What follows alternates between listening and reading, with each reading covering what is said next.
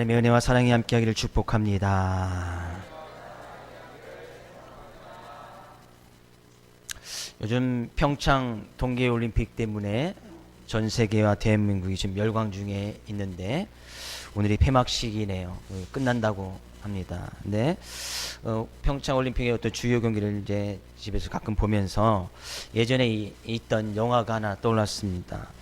예전에 킹콩을 들다 라는 혹시 영화 보셨나요? 킹콩을 들다.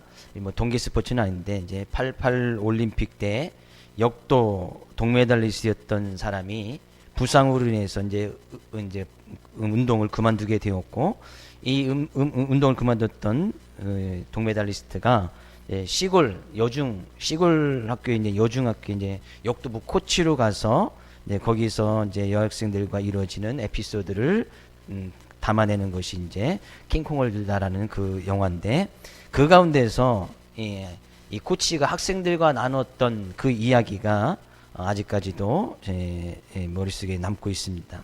코치가 이렇게 얘기를 했습니다. 아이들한테 경기에서 동메달을 땄다고 그 사람이 동메달 인상이 되는 것은 아니다.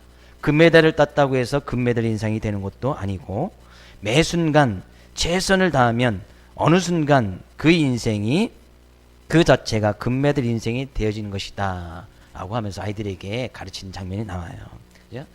뭐 동계 스포츠 많은 선수들이 애써 노력해서 헌신의 결과로 뭐 메달 딴 선수들도 있을 것이고 그렇지 못한 선수들도 있을 것인데, 어떤 이 쇼트트랙 종목에서 팀 추월 가운데서 그 결과 끝나고 나서 그 우리나라 선수들이 이야기했던 것이 있어요.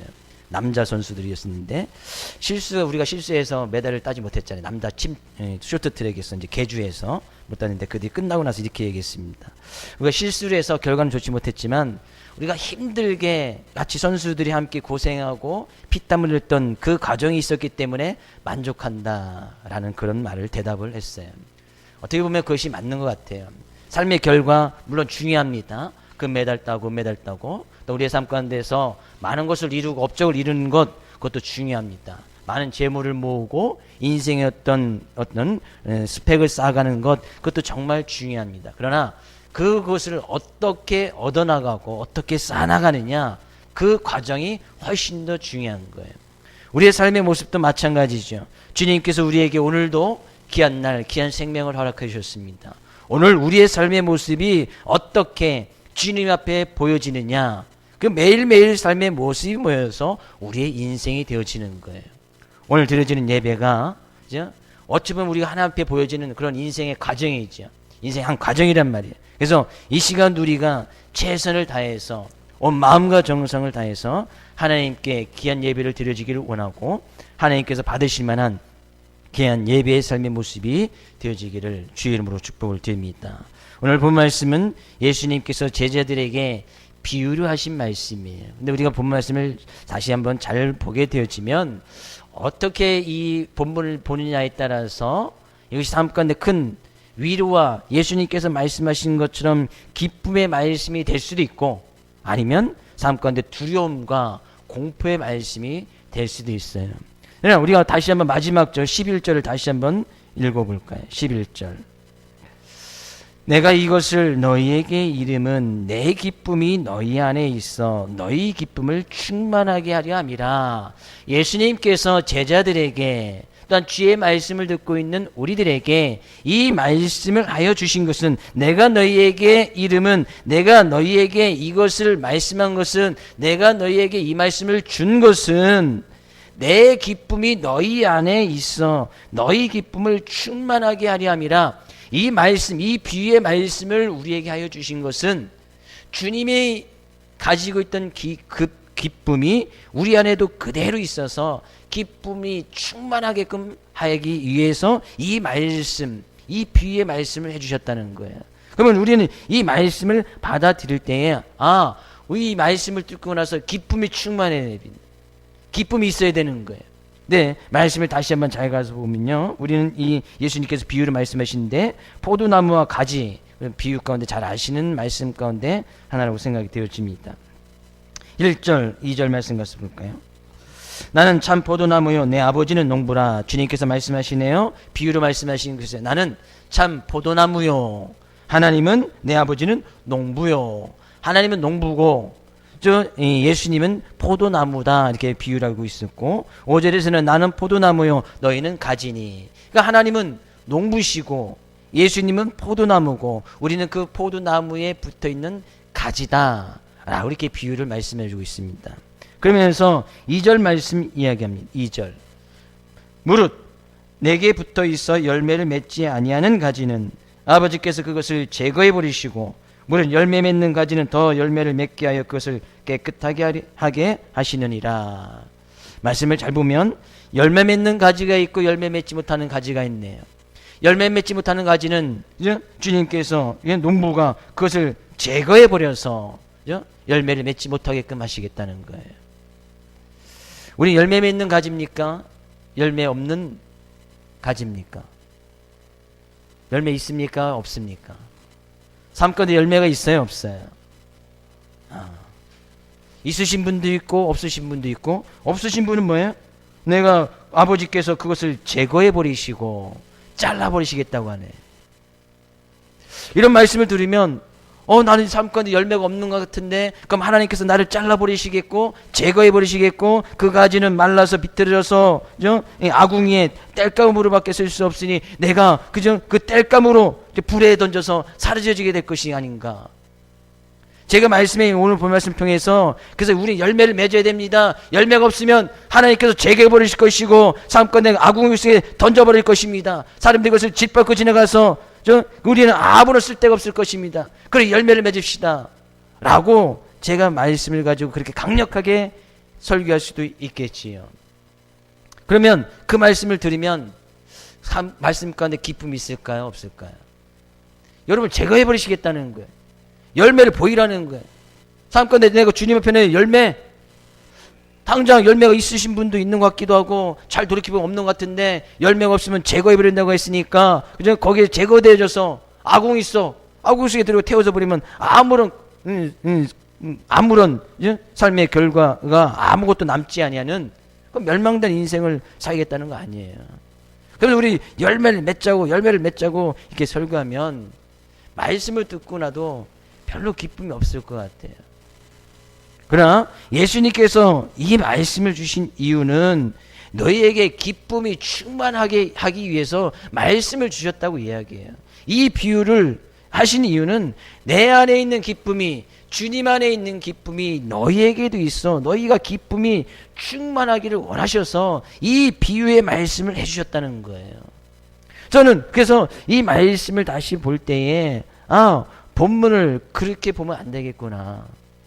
그래서 성도들 가운데 두려움을 준다든지 아주 강력하게 이야기를 해서 열매를 똑바로 맺어야 된다고, 똑바로 살아야 된다고 이야기를 하면 과연 기쁨이 있을까? 그냥 별로 기쁨이 없을 것 같다, 그런 얘기죠. 그래서 우리가 본 말씀을 다시 한번 잘 보게 되어지면 결코 우리의 삶 가운데 열매를 맺어야 된다. 물론 삶 가운데 열매가 있어야 되지만 예수님께서는 열매를 맺으라고 본 말씀이 이야기하지 않습니다. 예? 다시 한번 잘 본 말씀을 이야기를 원합니다. 4절 말씀 가서 볼까요? 4절 내 안에 거하라 나도 너희 안에 거하리라. 가지가 포도나무에 붙어있지 아니하면 스스로 열매를 맺을 수 없음 같이 너희도 내 안에 있지 아니하면 그러하니라. 이것은 가지는 나무를 통해서 나무에 붙어 있을 때만 가지에 열매가 맺히는 거예요. 가지 그 스스로 그 자체는 열매를 맺을 수가 없습니다. 가지는 그냥 나무에 붙어 있기만 하면 되는 거예요. 그 나무가 하는 역할은 뭐예요? 농부는 열심히 그 나무에 거름도 주고 비료도 주고 그 나무가 잘 자랄 수 있도록 하시는 분은 농부는 하나님이시니까 그 나무가 잘 자라게끔, 나무는 예수님 내 자신이 참 포도나무요 나는 포도나무라고 했으니까 예수님께서 그 모든 열매를 맺을 수 있고 모든 영양분을 받을 수 있는 그분 자체가 바로 예수님이시라는 거예요. 가지는 그 모든 것을 갖추고 계신 나무 대신 예수님께 붙어 있기만 하면 그 가지에서 열매가 맺는 거예요. 가지 그 스스로는 열매를 맺을 수가 없다는 거예요. 그러면 예수님께서 지금 오늘 본 말씀을 통해서 너희들 열매를 맺어야 된다. 맺지 아니하면 너희는 잘라져서 제거되어져서 그 뜨거운 불 속에 아궁이처럼 던져질 것이다. 예수님께서 그 열매를 맺으라고 하신 것이 아니에요. 이 비유의 말씀은 예수님 안에 모든 것이 다 갖춰져 있어요. 예수님 안에 열매 맺을 수 있는 그런 조건이라든지, 예수님 안에 영원한 생명이 있고, 예수님 안에 참 기쁨이 있고, 예수님 안에 참 평안이 있고, 예수님 안에 누릴 수 있는 구원의 큰 축복의 감격이 예수님 안에, 나무 대신 예수님 안에 다 있기 때문에 가지된 우리는 그 예수님 안에 붙어 있기만 하면 된다는 거예요. 가지가 할 일은 아무것도 없는 거예요. 가지 스스로 열매를 맺으려고 해봐야 맺을 수도 없는 거예요. 가지 스스로가 영원한 생명을 살려고, 영생을 살려고 해봐야 살 수가 없는 거예요. 가지 스스로 구원을 받고 구원의 감격에 이르게 하기 위해서 가지 스스로를 그렇게 할 수가 없는 거예요. 가지는 나무 대신 예수님께만 붙어 있기만 하면 되는 거예요. 예수님 안에 모든 것이 다 있기 때문이죠. 우리는 그 말씀을 들으면, 예수님과 나와의 관계를 지금 말씀하고 있는 것이지, 가지된 그 가지에 열매가 많으냐, 열매가 적으냐, 어떤 먹을 수 있는 열매냐, 먹을 수 없는 열매냐, 가치가 있는 열매냐, 가치가 없는 열매냐, 그것을 따지자는 것이 아니에요. 가지가 가치 없는 열매를 맺게 되어지면 그 가지에 붙어있는 그 나무가 잘못된 거예요. 나무가 잘 돼야 뿌리도 좋고 튼실하고, 나무가 잘 돼야 그 가지도 잘 뻗게 되어지고, 거기에서 귀하고 가치 있고 상품성 있는 그런 열매가 맺어지지. 나무가 시원찮으면 가지는 텅달아서 시원찮고 열매를 맺을 수 없게 되어진다는 거예요. 우리가 이 말씀을 통해서 기뻐해야 되는 이유는 간단한 거예요.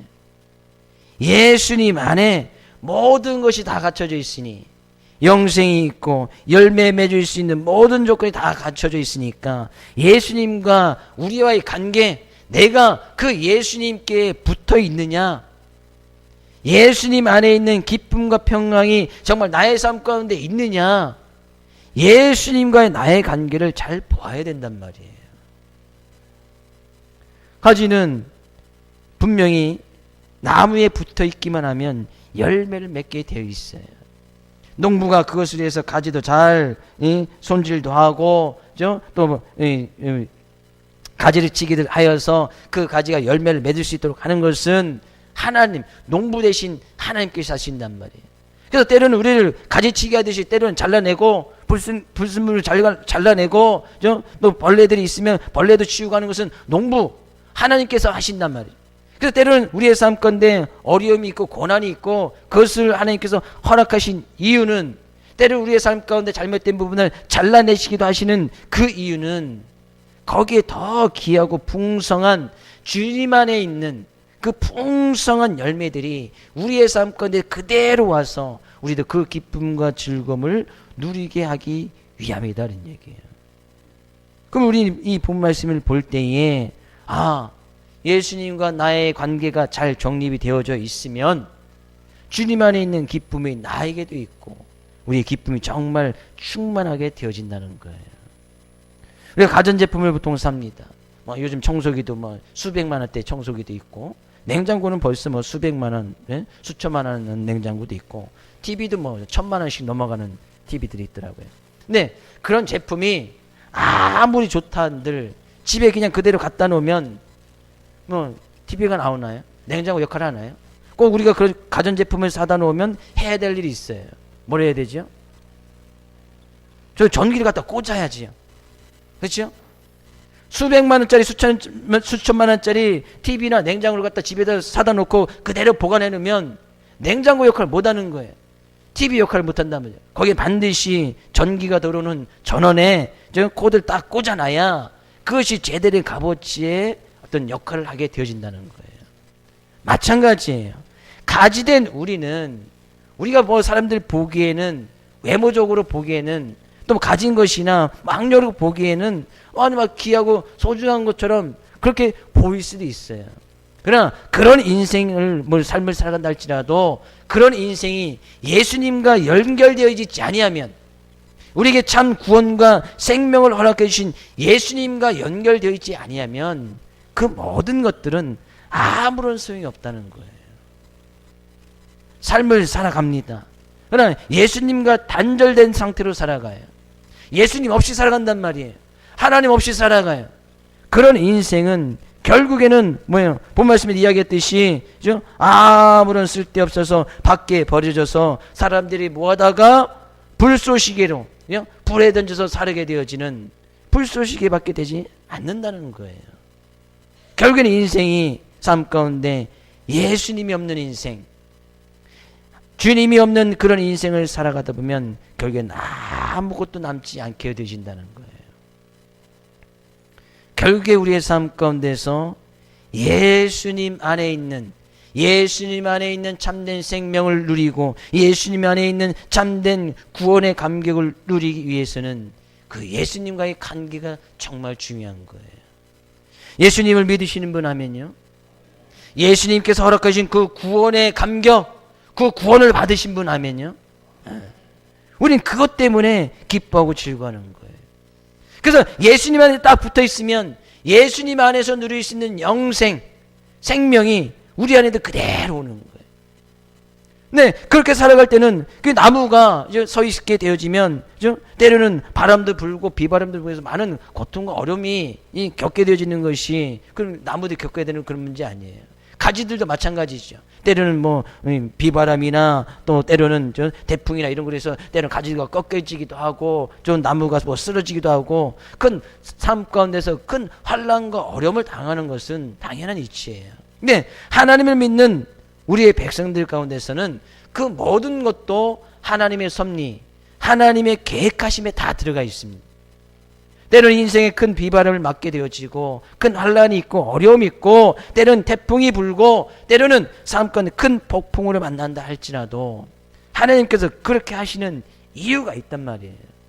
우리는 그런 가운데서도 우리의 생명 되시고 우리의 구원 되신 예수님께만 붙어 있기만 하면 그 가운데서 분명히 귀한 열매를 맺어 나가게 되어지더라 하는 얘기예요. 주의 이름으로 먼저 축복을 드립니다. 우리의 삶이 이 세상에서 다는 날까지 예수님과의 관계가 끊어지지 아니하고 예수님과 꽉 붙어있는 귀한 삶의 모습 살아갈 수 있기를 주의 이름으로 축복을 드립니다. 이 인생의 참 기쁨은 거기서 온다 말이니.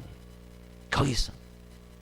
예수님 없이 많은 물질을 쌓아가면 그 물질을 위해서 잠시는 기쁨과 평안이 있을 수 있겠지요.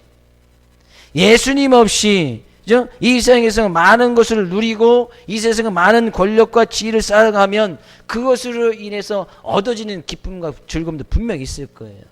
근데 예수님 없이 얻어지고 쌓아진 것들은 결국에는 우리의 생에 남는 것이 없게 되어진다는 거예요. 그것을 통해서 인생의 참 기쁨과 즐거움을 유지할 수 없게 되어지더라는 얘기예요. 그래서 본 말씀이 이야기하네요. 어떻게 보면 우리는 스스로 열매를 맺을 수 없는 가지이기 때문에 그 가지된 우리가 예수님 안에 붙어 있기만 하면 된다 말씀하고 있습니다. 5절 말씀이었어요. 나는 포도나무여 너희는 가지라. 그가 내 안에 내가 그 안에 거하면 사람이 열매를 많이 맺나니 나를 떠나서는 너희가 아무것도 할 수 없음이라. 가지는 열매를 맺으려고 하지 말고 가지는 예수님과의 관계를 중요해서 나무에 붙어 있기만 힘쓰면 된다는 거예요. 그럼 열매는 맺어지는 거예요. 내가 열심히 열매를 맺어야지, 열심히 사랑의 열매를 맺어야지, 열심히 희락과 화평의 열매를 맺어야지, 열심히 인내하면서 저 충성 때의 온유한 열매를 맺어 나가야지. 그렇게 열매를 맺으려고 하다 보면 어느 순간 그것이 힘들어지고 기쁨이 없어지는 거예요. 내가 스스로 어떻게 그런 열매를 맺을 수가 있어요? 우리는 그런 열매를 맺기에 힘써 나가기 먼저 내가 포도나무 된 가지된 우리가 포도나무 된 예수님께 붙어 있느냐, 예수님과 나의 관계가 정말 잘 정립이 되어져 있느냐, 그것을 먼저 보아야 된다는 거예요. 왜? 예수님 없이는 아무것도 할 수 없기 때문에 너희가 나를 떠나서는 너희가 아무것도 할 수 없습니다. 예수님 없이도 잘만 살아가던데요. 이 세상의 삶의 모습을 사람들을 보니까 예수님 없이 하나님 없이도 잘 살아가고 잘 쌓아가고 좀 많은 성과를 누리고 삶에도 좀 많은 것들을 이루면서 살아가던데요. 그런 사람 훨씬 더 많지요. 예수님 믿는 사람보다도 믿지 않는 사람들이 훨씬 더 많기 때문에 이 세상의 삶의 모습을 보면 믿지 않는 사람들이 훨씬 더 많이 쌓고 많이 이루고 이 세상에서도 성공했다고 할 수 있는 많은 성공을 누리면서 살아가는 것처럼 보인단 말이죠. 근데 결국에 그것이 끝까지 가느냐는 얘기죠. 결국에 그것을 통해서 기쁨을 누리느냐 그런 얘기죠. 많이 쌓은 사람들한테 가서 물어보십시오. 정말 그 재물 때문에 참 기쁨과 평안이 있습니까? 단 한 사람도 내가 쌓은 재물 때문에 기뻐한다라고 이야기하는 사람이 없을 거예요. 왜? 가지면 가질수록 더 많이 가져야 되니까 그들은 더 많이 가지기 위해서 그죠? 더 열심히 일하고 그러니까 더 많이 가져야 되지. 또 더 많이 가지면 더 많이 가져야 되니까 계속 더 많이 가지니까 참된 만족이 없는 거예요. 그러니까 결국엔 내가 갖는 것으로는 참 만족을 누릴 수가 없다는 얘기예요. 그건 만족이 없으면 기쁨이 없지요. 만족하지 못하기 때문에 기쁨이 없는 거예요. 그래서 너희가 나를 떠나서는 예수님 없이는 참된 기쁨과 평안이 있을 수가 없다는 거예요. 그러나 7절 말씀 가서 볼까요? 너희가 내 안에 거하고 내 말이 너희 안에 거하면 무엇이든지 원하는 대로 구하라. 그리하면 이루리라. 5절 7절 말씀 가운데서 공통대로 이야기하는 게 있어요. 너희가 내 안에 거하고 내가 너희 안에 거하면, 그런 관계가 성립되어지지 않으면 아무것도 할 수 없다고 이야기를 하고, 내가 너희 안에 거하고 너희가 내 안에 거하면 원하는 대로 구하라. 그러면 다 이룰 것이다. 그러면 모든 것을 할 수 있다라고 이야기하네요. 아무것도 할 수 없는 것하고 모든 것을 다 할 수 있는 것하고 그 차이점은 뭐예요? 예수님이 내 안에 거하고 내가 예수님 안에 거하는 예수님과의 나와의 관계 속에 있단 말이에요. 얼마나 많이 가졌느냐, 얼마나 성공했느냐, 얼마나 많은 것을 이루면서 살아갔느냐, 얼마나 많이 배웠느냐, 그것이 중요한 것이 아니란 말이에요. 예수님과의 나의 관계, 내가 예수님하고 연결되어져 있느냐, 예수님하고 떨어져 있느냐, 그 차이인 거예요. 거기에 참된 만족과 기쁨이 있단 말이죠. 저는 이 기쁨이 우리 사랑하는 모든 성도님 삶 가운데, 가정 가운데 있기를 주의 이름으로 축복을 드립니다. 많이 갖는다고요? 아니에요. 많이 이루었다고요? 많이 배웠다고요? 많이 배운 가운데서 참된 만족과 기쁨이 있으면 저도 더 공부를 하겠어요. 더 많이 배우고 여기저기도 쫓아다니고, 그죠? 많이 막 배우는데, 물론 필요한 부분이 있으면 가서 배우기도 하고 듣기도 하지요. 저도 배우기도 하고 듣기도 하니까. 네, 거기에서 기쁨과 만족을 누리기 위해서 배우지는 않습니다. 한때는 그것을 통해서 뭔가 한번 이루어 보려고 대학교도 가서 학문을 쌓았던 적이 있어요. 예, 제가 고등학교 3학년 때 꿈은 정말 교회에 이제 많은 부를 가지고 있는 장로가 되는 게 꿈이었어요. 그래서 그게 뭐 목사님 있으면 딱 해드리고, 뭐 교회도 성전도 짓는데 딱 하고, 그것이 꿈이었어요. 그래서 해다 보니까 많이 벌어야 되잖아요. 많이 잘해야 된다. 그래서 경영학과를 간 거 아니에요. 어떻게 좀 해보려고, 경영을 한번 잘 해보려고. 만약에 그 꿈이 딱 이루어졌으면 제가 지금 이 자리에 없겠지요. 뭐 하고 있다고요? 그렇죠. 기억하시는 분. 조그만 중소기업 사장이 돼서 지금 아웃 A7 리무진 딱 끌고 다닐 텐데. 할렐루야. 하나님께서 그 꿈은 안 이루어주시네. 그럴 제목이 안 되는 거죠. 그래서 욕심이 너무 가했던 거예요. 근데 그렇게 하지 않아도 교회 성전 짓고 교회에서 더 귀한 일, 글쎄 잘 모르겠네요. 주님과 우리의 관계가 중요하다 말이죠. 많이 배운 거, 거기에 참 기쁨 만족 있으면 다, 지금 모든 거 다 그만두고 다 학교 가고 학원 다니고 대학원 가고 다 해야 될 거 아니에요. 거기에 참된 기쁨과 만족이 없는 거예요. 주님께서 원하시는 모습은 뭐예요? 내가 너희 안에 거하고 너희는 내 안에 거하고. 그 말씀이 뭐예요? 열매가 있느냐 없느냐, 그것이 예수님의 제자니 아니냐, 그것을 나타내는 것이 아니란 말이에요. 내가 너희 안에 거하고 너희가 내 안에 거한다는 그런 의미는 뭐예요? 그죠? 9절 말씀 가서 볼까요? 7절 말씀. 너희가 내 안에 거하고 내 말이 너희 안에 거하면 뭐예요?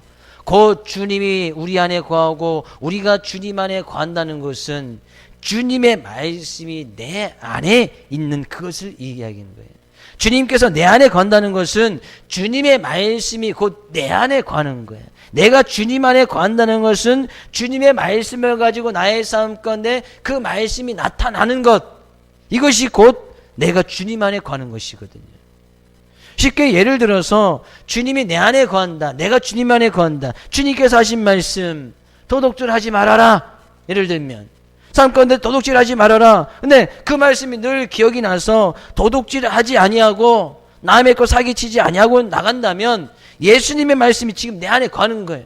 그 말씀 때문에 내가 도둑질 하지 않으니까. 물리적인 세상적인 도덕적인 기준에 의해서도 도둑질하는 것은 나쁜 것이고 그것을 어떤 법적인 심판이 있기 때문에 안 할 수도 있겠지만, 우리가 도둑질하지 않는 이유는 너무나 간단해요. 그 말씀이 하나님의 말씀이고 주님의 말씀이기 때문에, 그 말씀이 내 안에 거하기 때문에 우리는 그 말씀 의지하여서 삶 가운데 도둑질을 하지 않는 거예요. 그것은 내 안에 주님이 거하고 내가 지금 주님의 말씀 안에 거하고 있는 거예요. 그러면 그 안에서 그 삶 말씀을 이뤄나가고 그 말씀의 열매들이 맺혀져 나간단 말이죠. 말씀의 열매들이 맺혀져 나가요. 도둑질하지 아니하는 그 말씀의 열매들이 맺혀져 나가는 거예요. 근데 도둑질을 내가 하고 있다. 그럼 내가 지금 예수님의 말씀 밖에 가는 거잖아요. 예수님은 하지 말라 그랬는데 내가 만약에 도둑질하고 있다, 사기치면서 나의 부를 축적해 나가고 있다, 지금 예수님 말씀 밖에 거하는 거예요. 그러면 그것을 위해서 재물을 쌓아둔다 할지라도 그것을 통해서 아무것도 되지 않는 그런 삶의 모습이 되어지더라 그런 얘기예요. 곧 주님의 말씀이 내 안에 거하고 내가 주님 안에 거한다는 것은 9절 말씀 이야기하네요. 9절. 아버지께서 나를 사랑하신 것 같이 나희도 너를 사랑하였으니 나의 사랑 안에 거하라. 그 사랑이 무엇인가? 10절. 내가 아버지의 계명을 지켜 그의 사랑 안에 거하는 것 같이 너희도 내 계명을 지키면 내 사랑 안에 거하리라.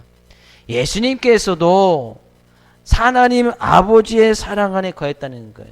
예수님께서 하나님의 사랑 안에 거했다는 것은 예수님도 하나님 말씀에 따라서 그 말씀을 지켜나갔단 말이죠.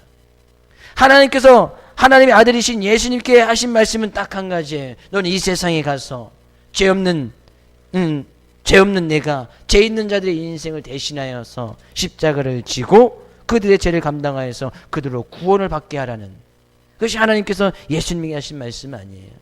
근데 예수님 그 말씀 그대로 가지고 오셔서 그 말씀을 지켜나갑니다.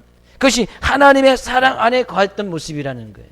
하나님께서 정말 사랑하셔서 아들에게 그 말씀을 주셨고, 예수님도 우리를 사랑하셔서 동일하게 우리에게 말씀을 주셨는데, 그 말씀 안에 거할 때 우리가 하나님 사랑 안에, 주님의 사랑 안에 거하게 되어진다는 거예요. 그래서요, 요한일서의 말씀에 가서 보면 이런 말씀이 있습니다. 요한일서 5장 1절로 4절까지 말씀 같이 읽어보겠습니다. 예수께서 그리스도이심을 믿는 자마다 하나님께로부터 난 자니 또한 낳으신 이를 사랑하는 자마다 그에게서 난 자를 사랑하느니라. 우리가 하나님을 사랑하고 그의 계명들을 지킬 때에 이로써 우리가 하나님의 자녀를 사랑하는 줄 아느니라. 하나님을 사랑하는 것은 이것이니 우리가 그의 계명들을 지키는 것이라. 그의 계명들은 무거운 것이 아니로다.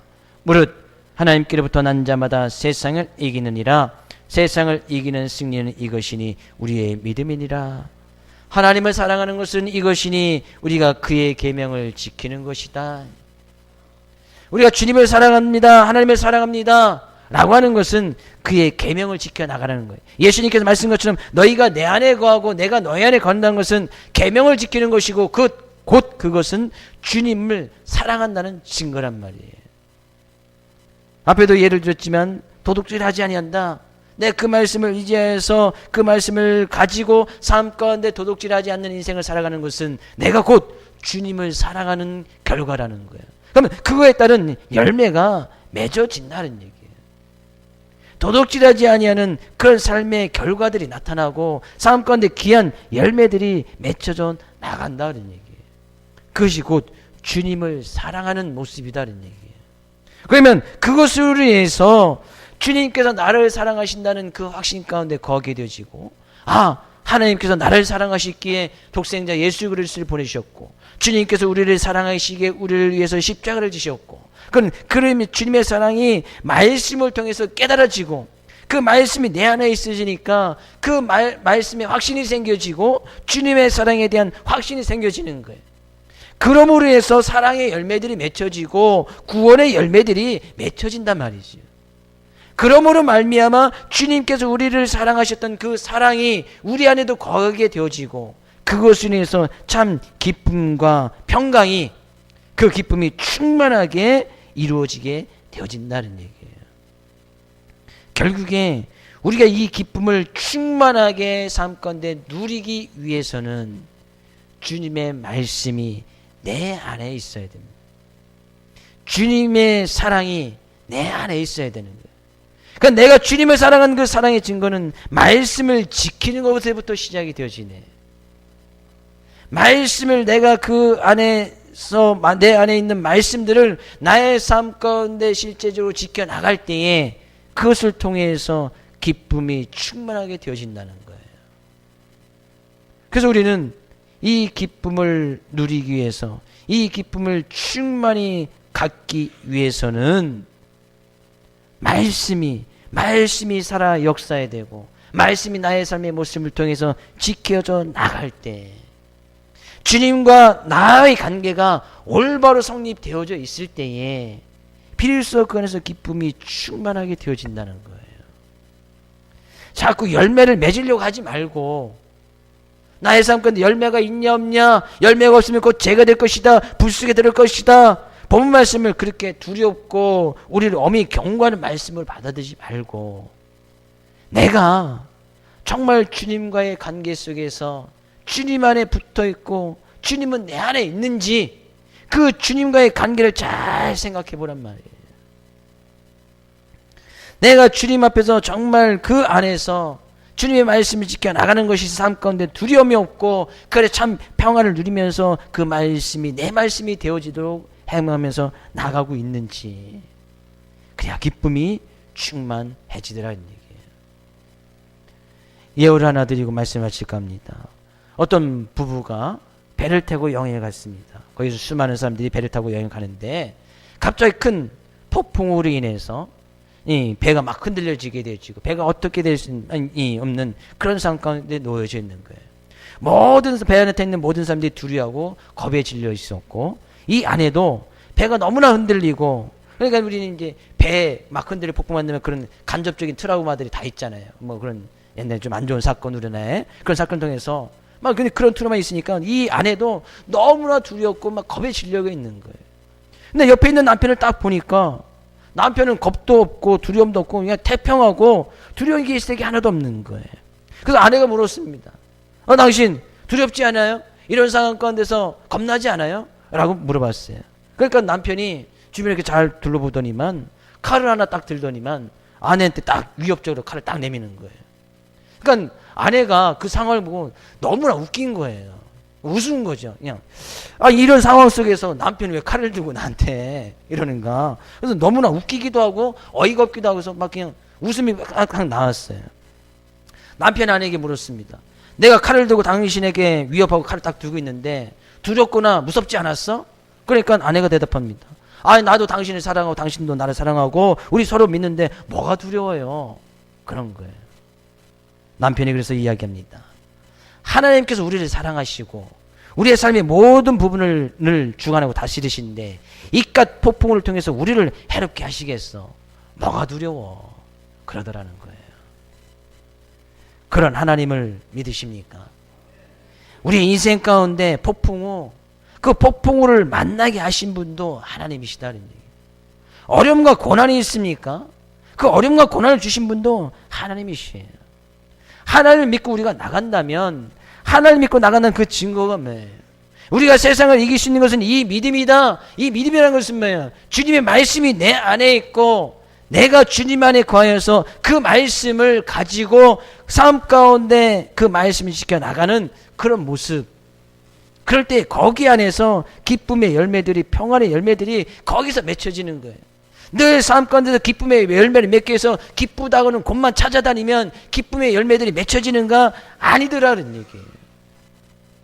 거기서 기쁨의 열매가 참된 만족을 줄 수 있는 기쁨이 없는 거예요. 예수님과 나의 관계의 문제예요.